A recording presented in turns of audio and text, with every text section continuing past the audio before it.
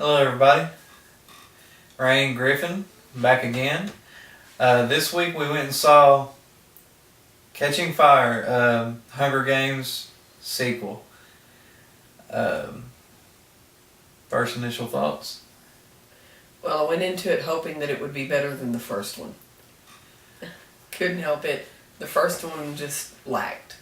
So, that's what I was really just hoping for, is that it would be better than the first. Well, I enjoyed the first one, but it dragged in places and it didn't really develop the characters that much. And my initial thoughts of this was they fixed all that. Don't you think so?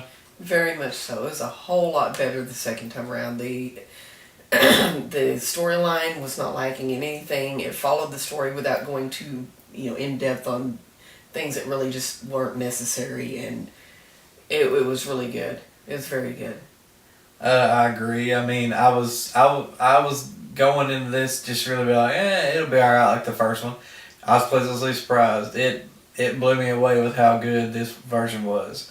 As if you've seen the first one, this one follows Katniss and Peeta following their story after the Hunger Games.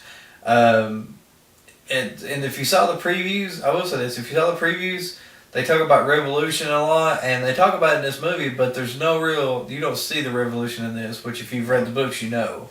But the revolution is non-existent. It's like, snippets here and there. So it really don't show exactly all that. But it follows them as they go back to their lives, and then a year later, the Hunger Games 75th anniversary, the Quarter Quell.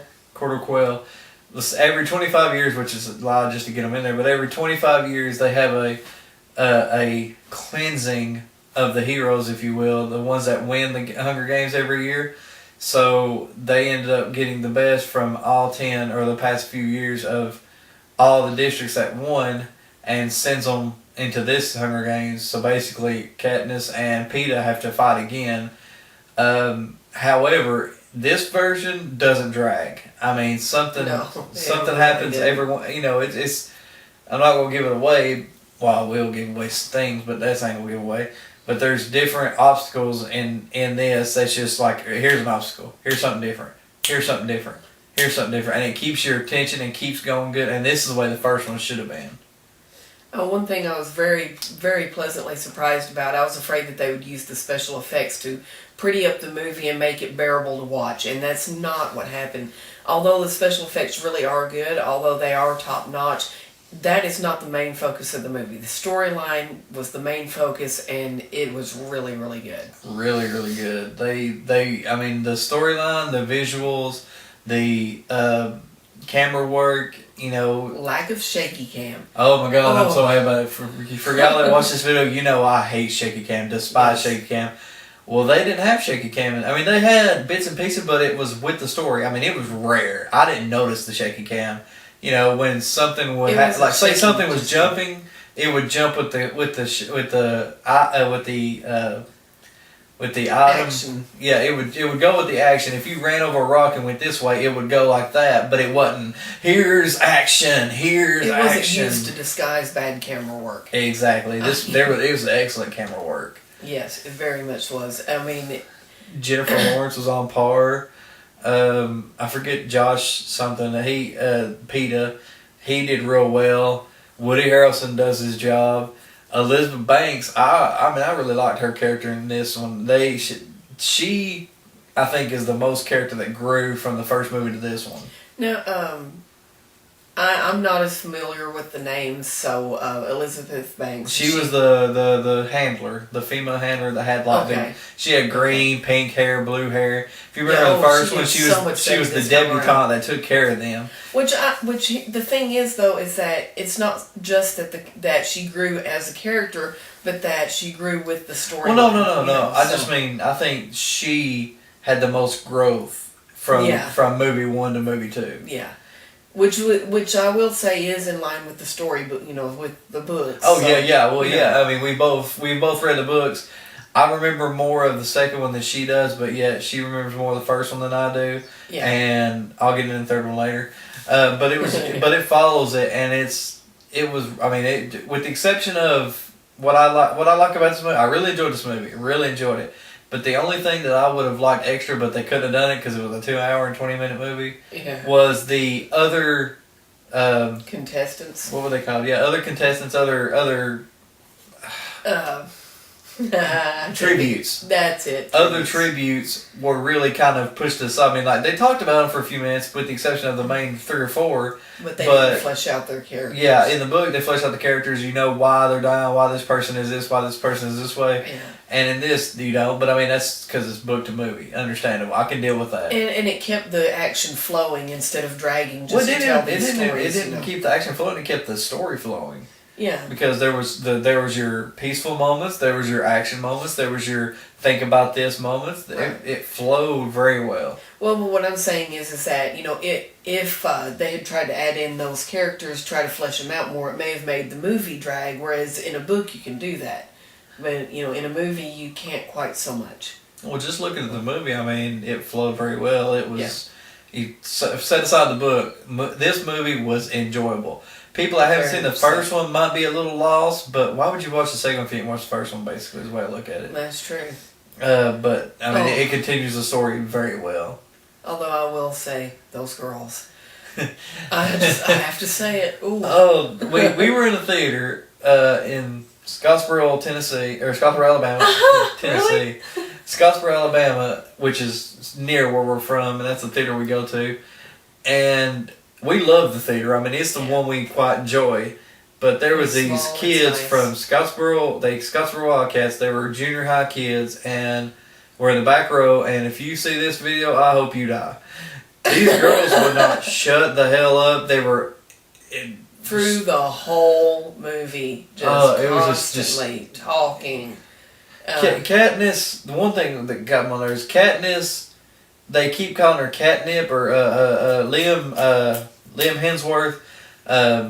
The poor man's Chris Hemsworth, but Liam Hemsworth calls her Catnip, and this girl kept going, Catnip? Why is it called Catnip? Oh, Catnip, Catnip, oh, Catnip. Would not shut the fuck up.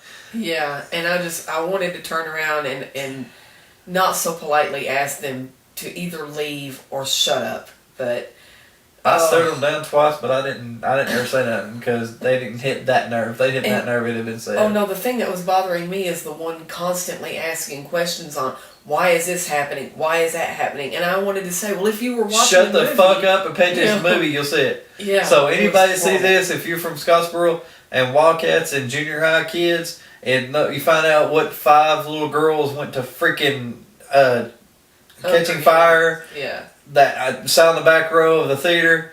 Fuck you, girls. I hope you eat shit and die. I won't go quite that far, but I will say I will, because that was ruining the fucking movie. Love this damn movie, and it was ruining the fucking movie. The movie was great. I mean, I find bits and pieces here, but it's really nitpicking. He wouldn't let me throw popcorn at him. Oh, I just wanted to get through the movie, and there was times that I could tune it out. But then there was just here and there, little things. I was just like, shut the fuck up. And the baboons. One girl saying, you know, there was baboons. There's monkeys. Why are there so many monkeys? And one girl says, they're not monkeys, they're orangutans. Corrected her, but yet she was still wrong. Corrected her with the wrong species. Oh, so this is what we hate about this. This is what we hate about movies like this, is with the tween aspect. Without Twilight, without the host, which bombed anyway, without movies like that, they go to Catching Fire and anything with a chick lead, I guess. And this was a great movie. This is a great movie for any kind of any age group, I think, with the exception of maybe the young. But if you can possibly watch it without teens or tweens around, my suggestion is you wait about 2 or 3 weeks. Yes. Don't go tomorrow. Don't go the next day. Wait a couple weeks. Opening day, not a good idea on a tween movie. It wasn't a tween movie, but they still turned it into one. Yeah. I was one of maybe 7 guys in there, and I was the only one with a beard. So if that tells you anything about what this movie's demographic has become, even though it shouldn't be, there you go. But as a movie itself, we're gonna get off the girls. Screw that. But as a movie a whole, this was just a really good time. I mean, it was one that held my attention from end to end.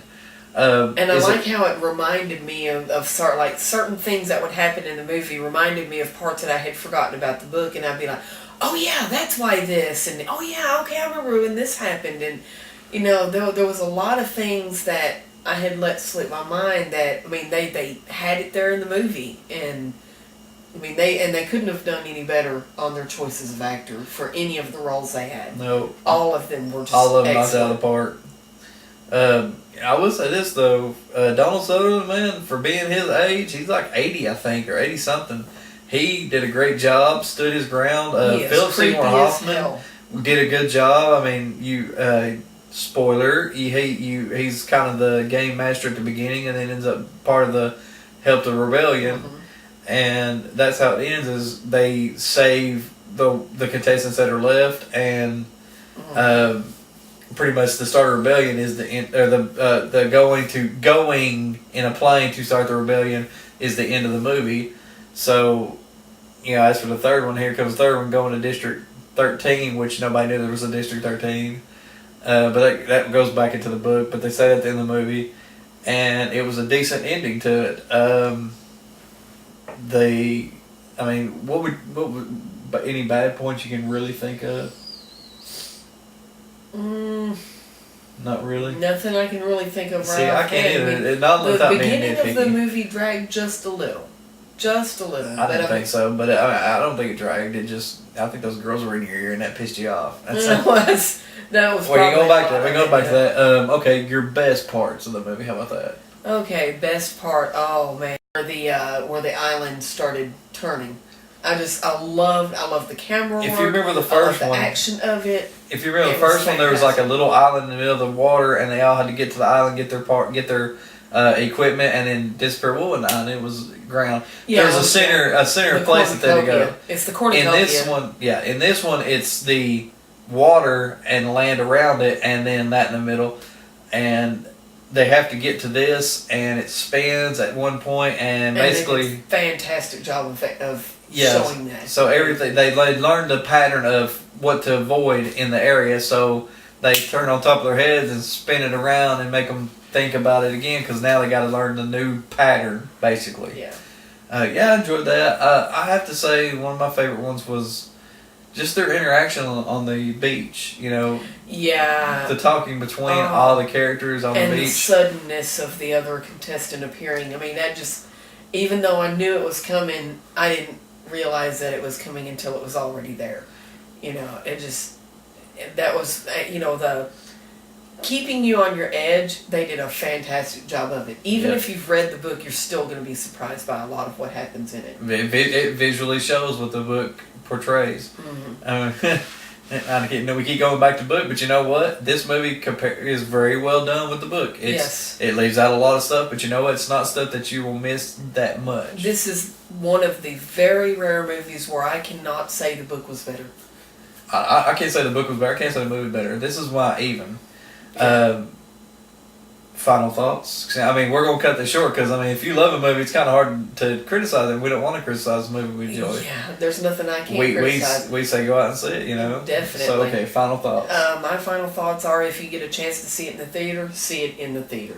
Because I think it would be a great experience to see it on the wider screen instead of on a smaller screen, because there's just something about seeing a movie in the theaters that really adds to the magic of the camera work and everything. So, if you get a chance to see it in the theater, I would definitely do so. I agree. The scale of this movie, it's a theater watch, and 3D is not missed on it. It did a good job. Now, my final thought is this. Really good movie. I'm dreading the third one, because the third movie will probably be okay. It might change a lot. I hope they change a lot. God, the book. My problem with the book was Suzanne Collins, I think. I think it's Suzanne. Suzanne Collins. She rushed this third book because she was trying to get it done before the first movie come out, so she could have the trilogy ready to go. And it shows. It's not the best book. Any authors out there that may possibly see this, please God, stop rushing your books. We can tell. We can wait. And if you want to work on Harry Potter, worked on a while for that, whatever the fifth movie was, I can't remember what it was. that was a thick book. But if she just took her time, I really think it was a decent book. But if she had took her time, I thought it would have come out just as good as the first one, just as good as the second one, and she just rushed it. So I'm really dreading the third movie, but at the same time, this one gives me hope. So that's our final thoughts. Job of it. We liked it. We think you should go see it. We think it's a theater watch, and we'll be back in a minute with trailers. Now on to previews. The first one we got was Saving Mr. Banks. Basically, it was a Mary Poppins movie. Yeah, it's supposed to be the true story of how Walt Disney got the author of the Mary Poppins books to agree to letting him make it into a movie. Yeah. Pretty much that's it. I mean, it looks like it'd be pretty interesting. I do want to see it. I'm not sure I want to see it in the theater, but, it looks like it'd be pretty good. I think it'll be one of those family movies that's really enjoyable. Although I will say this, I can't remember the actress's name that they get to play the author of Mary Poppins, but she was an ass in the preview. Oh God! It was like I see. She's the same one that plays in. She's played in a lot of things, but I can't think of her name. What is that movie with her? She's a babysitter. Emma Thompson. That's it, Emma Thompson. And she does a good job playing the author because she looks like Mary Poppins, but she's like, no, Mary Poppins not going to do this. Mary Poppins not going to do this. Not friendly, but she did an okay job.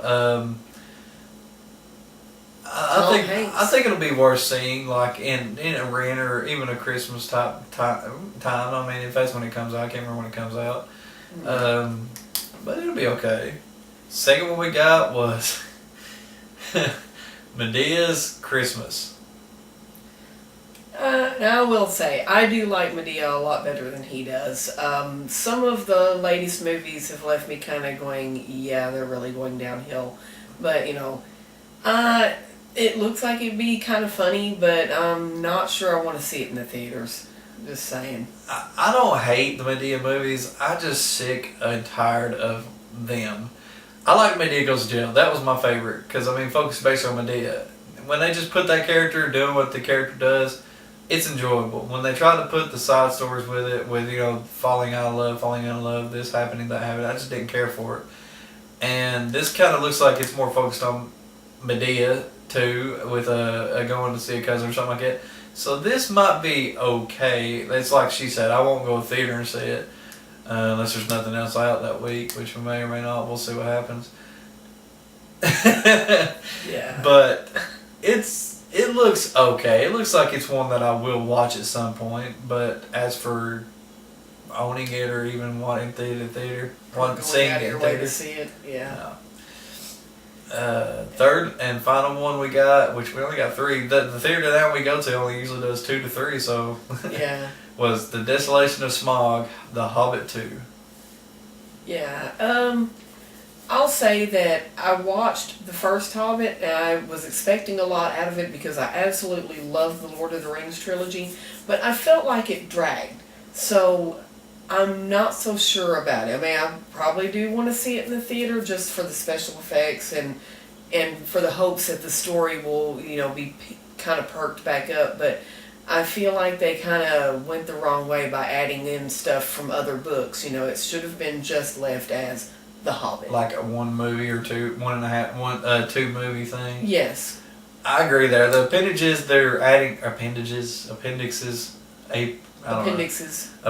they're adding in is kind of making it drag. I fell asleep during the first movie, to be honest with you. When we watched it and I was just like, but I ended up finishing it and it was enjoyable, but it feels been done. It's not Lord of the Rings the way I feel about Lord of the Rings, although I was happy to see Legolas returns in this one. Yes. But that was part of the story to begin with.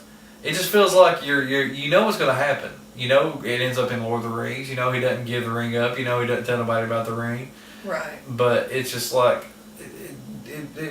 I think they should have done these movies first and then gone into Lord of the Rings. But, Lord of the Rings might not be what it is today if they hadn't done that. True. I'm afraid that with the way they drag, it probably would have ended any chance of Lord of the Rings even being made. Yeah, so, but if they had started with this one, people would expect more and more, and they wouldn't have done the appendages. It'd been probably 1 or 2 movies. instead of 3 to make it a trilogy. But the Destination Smog, it looks enjoyable. It looks like it's gonna be fun. We will go see it in theater just because that's the way we are. That we're nerds. We love our Lord of the Rings. But it's not one that we're holding high hopes for. But I will say there's one thing that I am looking forward to. Earlier today, I found out that Benedict Cumberbatch is the one that does the voice for Smaug. I didn't know that either, and I'm with her. And I saw some of the mocap work that he did for the facial expression. So I'm hopeful that the face of the dragon isn't going to be stupid looking. Motion capture with the dragon? Yeah. I mean, I'm hopeful because just going by the pictures that I saw of the work, it looks like they're really going to go all out, and they're keeping what he actually looks like a secret. So, I'm hopeful. Yeah, it's the same thing with the Cloverfield demon. Once you saw it, I was just like, eh. So what was the point of watching it again? And I'm really worried this is going to happen with the Hobbit movie, but we'll see what happens. But I do enjoy them. Anyway, this is it. Thank you. Please like, comment, and subscribe. Let us know what you think. If there's a movie you want us to review, let us know.